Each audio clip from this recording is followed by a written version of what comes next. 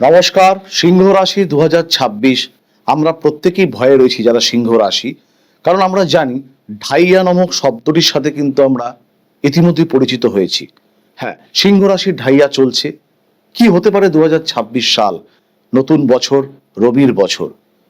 যারা পড়াশোনা করছেন তাদের ক্ষেত্রে কতটা উজ্জ্বল ভবিষ্যৎ আসতে পারে, যারা যে কোনো ধরনের কর্ম, ব্যবসা কিংবা বেতনভোগী কর্ম করছেন তাদের জন্য 2026 সাল সিংহ রাশির কি হতে পারে, যাদের বিবাহিত জীবনে সমস্যা চলছিল, বিয়ে হচ্ছিল না, কিংবা যে কোনো ধরনের প্রণয়ে জনিত সম্পর্ক আমরা ফেস করছিলাম তাদের জন্য 2026 সাল কি হতে পারে, বিভিন্ন রকমের আর্থিক কিংবা ভাগ্য, বিভিন্ন রকমের পারিবারিক অবস্থা, এই অবস্থা কতটা আমাদের অনুকূলে আসতে পারে 2026 সাল জানবো।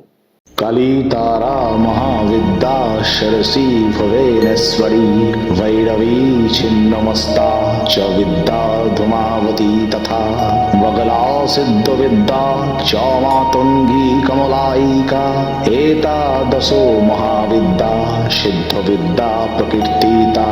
মঙ্গলময়ী করুণাময়ী মা তারা, সকলের মঙ্গল করো মা। জয় মা তারা। নমস্কার। সিংহ রাশি 2026 সাল কিরকম যেতে পারে? অগ্নি রাশি সিংহ রাশি এবং স্থির রাশি। সিংহ রাশির অধিপতি গ্রহ হচ্ছে রবি, অর্থাৎ এই যে 2026 সাল আমরা জানি এটি রবির বছর, অর্থাৎ সিংহ রাশির সাপেক্ষে যারা রয়েছেন তাদের সময় কিন্তু অত্যন্ত ভালো হতে পারে। সিংহ রাশি কি দেয় মানুষকে? মানুষকে সিংহ রাশি দেয় হচ্ছে প্রভুত্ব, পরিচালক, যে কোনো ধরনের পরিচালনা। রাজার মতন সে কিন্তু কাজ করতে পারে, কারোর দাসত্ব কিন্তু সে স্বীকার করে না। সিংহ রাশি অর্থাৎ সেখানে বিভিন্ন রকমের আবিষ্কার, চিকিৎসা ব্যবস্থা, নতুন নতুন চিকিৎসা ক্ষেত্রে উদ্ভাবনী কল্পনা শক্তি কিন্তু বেরিয়ে আসে। যে কোনো ধরনের ধাতুকে কিন্তু সিংহ রাশি নির্দেশ করে। তাই যারা ধাতুর সাথে যাদের ব্যবসা সম্বন্ধিত কিংবা যারা ধাতু পছন্দ করেন, যে কোনো ধাতু, তাদের জন্য বছরটা কি রকম যেতে পারে আসবে। তবে যে কোনো ধরনের রাশিফল বলবার আগে আমি প্রত্যেকটি মুহূর্তে বলেছি, মন্থর গতিসম্পন্ন যে গ্রহরা রয়েছে গোচরকালে, তাদের গোচরের উপর কিন্তু নির্ভর করে আমরা রাশিফল কিন্তু নির্ণয় করে থাকি। সেরকমই বৃহস্পতি, শনি এবং রাহু, কেতু সিংহ রাশি সাপেক্ষে কি অবস্থায় আছে সেটা আমাদের প্রথমে কিন্তু জানবার বিষয়। জন্মকালীন এই 4টি গ্রহ এবং বিভিন্ন যে 9টি গ্রহ রয়েছে তারা আমাদের জন্মকালীন কি অবস্থায় আছে তার উপর ভিত্তি করে গ্রহরা যে এখন গোচর করছে তাদের সাথে কি মুখ্য সম্বন্ধ সৃষ্টি হলো সেটাও কিন্তু আমাদের প্রধান বিচার্য বিষয়। আমরা জানি সিংহ রাশির সাপেক্ষে কিন্তু বৃহস্পতি এই মুহূর্তে বক্রী অবস্থায় একাদশ ভাবে, যেটা বক্রী অবস্থায় থাকবে 11ই মার্চ পর্যন্ত এবং একাদশ স্থানে থাকবে কিন্তু দীর্ঘ 2রা জুন পর্যন্ত। তারপরে কিন্তু আবার সেই বৃহস্পতি কিন্তু আবার সিংহ রাশির সাপেক্ষে দ্বাদশ ভাবে আসবে এবং তারপরে কিন্তু 31 অক্টোবর পরে কিন্তু সিংহ রাশিতে কিন্তু বৃহস্পতির অবস্থান হবে। আমরা জানি সিংহ রাশির সাপেক্ষে কিন্তু সপ্তমপতি এবং ষষ্ঠপতিকারক শনি সে কিন্তু এখন 8ম ভাবে দুস্থানগত। তার জন্য কিন্তু শনির সাপেক্ষে, যেহেতু সিংহ রাশির সাপেক্ষে শনি 8ম ভাবে রয়েছে, যেটাকে আমরা বলি অষ্টক শনি, যেটা অত্যন্ত পরিচিত নাম ঢাইয়া, যেটা নিয়ে আমরা প্রত্যেকেই প্রায় বিভ্রান্ত। এবং আমাদের রাশিতে কিন্তু কেতুর অবস্থান এবং ঠিক রাশির 7ম ভাবে কিন্তু রাহুর অবস্থান। তাহলে কি ধরনের ফলাফল আমরা পেতে পারি? আমরা প্রত্যেকেই জানি যে এই মুহূর্তে কিন্তু সিংহ রাশির সাপেক্ষে যে বৃহস্পতি একাদশ ভাবে রয়েছে এবং মঙ্গল যে 7ই ডিসেম্বরের পর থেকে যে আমরা ধনু রাশিতে পাচ্ছি, এখানে কিন্তু একটি সমসপ্তম দৃষ্ট বিনিময় হচ্ছে, যেটা অত্যন্ত শুভ। এবং সিংহ রাশির সাপেক্ষে কিন্তু সপ্তমপতি শনির ওপর কিন্তু বৃহস্পতির কিন্তু 9ম দৃষ্টি কিন্তু রয়েছে, সেটাও কিন্তু অত্যন্ত শুভ। সেটা কোন কোন ক্ষেত্রে? রাশিচক্রে যদি বৃহস্পতি, শনি, রাহু, কেতু যদি আমাদের খুব ভালো অবস্থা থাকে, যদি নবতারা চক্রে তাদের প্রাপ্ত তারা যদি শুভ থাকে, তারা যদি শুভ গ্রহ মধ্যগত হয়, তারা যদি উচ্চস্থ থাকে, সেই গ্রহের দশা কিংবা অন্তর্দশা যদি চলে, কিংবা বৃহস্পতি শনি যদি আমার রাশিচক্রে বাধকপতি না হয়, যদি স্মারক গ্রহ হয় এবং সেটা যদি বর্গোত্তম কিংবা আত্মকারক গ্রহ হয়, তাহলে কিন্তু আমরা প্রভূত ভালো ফল পেতে পারি। কিন্তু আপাত দৃষ্টিতে যে রাশিফলটা তৈরি হচ্ছে গোচরের জন্য তা আপনাদের কাছে তুলে ধরবো। তবে একটা কথা আপনাদেরকে বলাই বাহুল্য, একটি 20 বছরের জাতক জাতিকার ক্ষেত্রে সিংহ রাশির যে ফলাফল 40 বছর কিংবা 60 বছরের ক্ষেত্রে কিন্তু তা একই নয়। আর প্রত্যেকটা মুহূর্তে বলেছি, যারা 32 বছর অলরেডি অতিক্রম করেছেন তাদের কিন্তু রাশি সাপেক্ষে বিচারটা কিন্তু হওয়াটা বাঞ্ছনীয়। তাহলে যারা সিংহ রাশি রয়েছেন তাদের কিন্তু চন্দ্র সাপেক্ষে কিন্তু বিচারটা আসবে।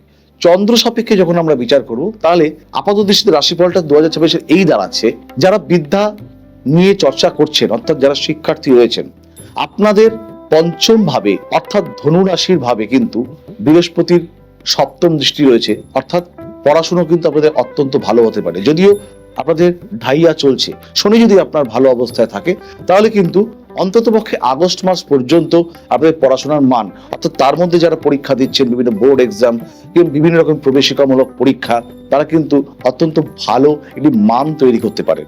উচ্চশিক্ষার সুযোগ কিন্তু তৈরি হতে পারে, সেটা কিন্তু up to June July August মাস পর্যন্ত। তারপরে কিন্তু শিক্ষার মান আস্তে আস্তে কমতে পারে, কারণ যতক্ষণ বৃহস্পতির দৃষ্টি আপনাদের পঞ্চম ভাবে রয়েছে ততক্ষণ কিন্তু শুভাতি শুভ ফল কিন্তু আপনারা শিক্ষাক্ষেত্রে পাবেন। এবং আপনাদের যাদের দাম্পত্য জীবন এতদিন ধরে সমস্যা চলছিল, আপনারা ভাবছেন যে নতুন করে কোনো সমস্যা আসবে না, তো বলে রাখি যেহেতু সপ্তমে আপনাদের রাহুর অবস্থান রয়েছে, সেক্ষেত্রে কিন্তু অনেক নেতিবাচক ফলাফল কিন্তু প্রণয় জীবন এবং দাম্পত্য ক্ষেত্রে কিন্তু সিংহ রাশির জাতক জাতিকাদের কিন্তু আসতে পারে।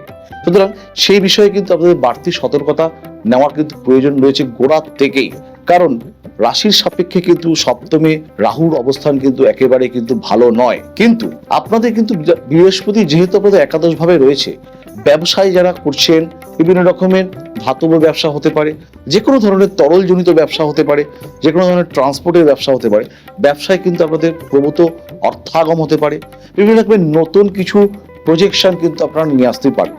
যারা বেতনমুখী কর্মচারী রয়েছেন, কর্মক্ষেত্রে কিন্তু উচ্চ পদমর্যাদা, অনেক বাড়তি দায়িত্ব কিন্তু আপনাদের কাছে চলে আসতে পারে বছরের শুরুতেই। কর্মক্ষেত্রে কিন্তু বিদেশ ভ্রমণ, স্থানান্তরণ হলেও সেটা কিন্তু অত্যন্ত সম্মানজনক কর্ম কিন্তু আপনাদের আসতেই পারে। যাদের কর্মপ্রাপ্তি চেষ্টা করছেন হচ্ছিল না, যারা কর্ম নাশ যোগে ভুগছিলেন, আপনাদের যেহেতু একাদশ ভাবে বৃহস্পতির অবস্থান, সেটা কিন্তু আপনাদের অত্যন্ত শুভ ফল দিতে পারে বৃহস্পতি কর্তৃক। রাশিচক্রে যেহেতু শনি আপনাদের দুস্থানগত রয়েছে, কিছু ক্ষেত্রে কিন্তু শত্রু বৃদ্ধি, আপনাদের কোনো উন্নতি হলে কিছু শত্রু কিন্তু আপনারা চিহ্নিত করতে পারবেন, সেটা আত্মীয় বর্গ থেকে কিন্তু আসতে পারে কিংবা বন্ধু বর্গ থেকেও কিন্তু আপনাদের আসতে পারে। তবে কিছু দৈহিক পীড়া আপনাদের কিন্তু মাঝে মাঝে কিন্তু ভোগাতে পারে। এবং দূরপথে যদি যখন আপনারা যাত্রা করবেন, সেক্ষেত্রে বাড়তি সতর্কতা কিন্তু নিতে হবে। কোথাও যাত্রা করার আগে কিংবা দূরপথে ভ্রমণ করার আগে বাড়তি সতর্কতা কিন্তু আপনাদের রাখতেই হবে। কিছু ক্ষেত্রে কিন্তু ভুল সিদ্ধান্ত আপনাদের চলে আসতে পারে, কারণ আপনাদের রাশিতেই কিন্তু কেতুর অবস্থান। কিছু ভুল সিদ্ধান্ত, কিছু গুপ্ত ব্যাধি এবং শত্রু দ্বারা পীড়ন কিন্তু আপ টু ডিসেম্বর মাস পর্যন্ত 2026 সালে আপনাদের আসতেই পারে। সেই জায়গা থেকে কিন্তু নিজেকে সবসময় কিন্তু একটা ব্যবধান সৃষ্টি করে কিন্তু আপনাদের চলতেই হবে। 2026 সাল আপনার ক্ষেত্রে অত্যন্ত ভালো হোক এই কামনাই রাখবো। তবে আমরা যে গোচর ফলের ওপর যে আমরা যে রাশিফলটা আপনাদেরকে বলবার চেষ্টা করছি, সবসময় এটি মাথায় রাখতে হবে, জন্মকালীন আপনার গ্রহের অবস্থান তার উপর নির্ভর করে কিন্তু এই গোচর অর্থাৎ রাশিফল কিন্তু সৃষ্টি করা হয়।